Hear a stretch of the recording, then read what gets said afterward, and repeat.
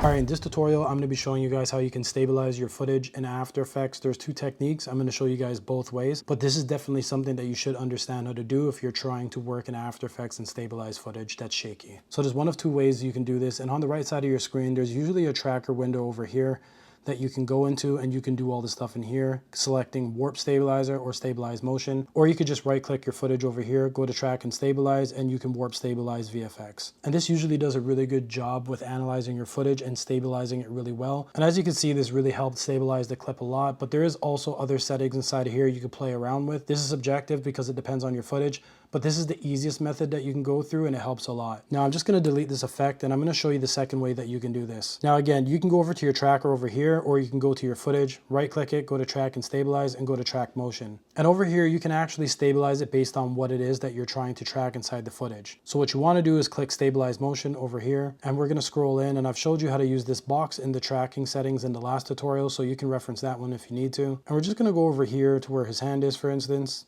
And we're gonna make this box a bit bigger over here. And then when we got it to where we want it to be, we're just gonna hit this play button. And remember, the bigger that the box is, the longer it's gonna take to track. The smaller box is exactly what you want tracked, and this is a reference for the box around it. So in case something's moving really quickly in your footage, you usually want this second box to be a bit bigger. Now, once your tracking's done, I want you to go down to over here, and we're gonna hit edit target, and select the layer that's actually over here, and press OK. And then to apply it, you just hit the apply button and press OK once again. And if you see the footage moving outside the bounds over here, there's two ways to go about this. The easiest way to do this is to hit the S button, and then we're just gonna scale it up until it fills out the whole screen.